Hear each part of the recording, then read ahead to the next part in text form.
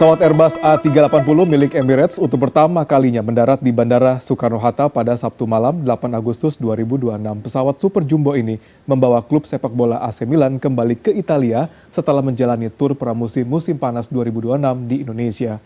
Kedatangan A-380 di Bandara Internasional Soekarno-Hatta menjadi momen istimewa bagi masyarakat yang ingin menyaksikan langsung pesawat penumpang terbesar di dunia itu mendarat dan kembali lepas landas.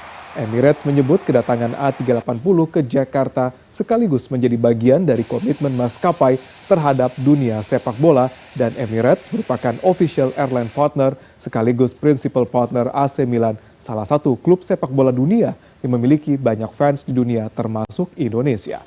Meski berlangsung singkat, kedatangan pesawat A-380 milik Emirates menjadi momen langka bagi dunia pecinta penerbangan.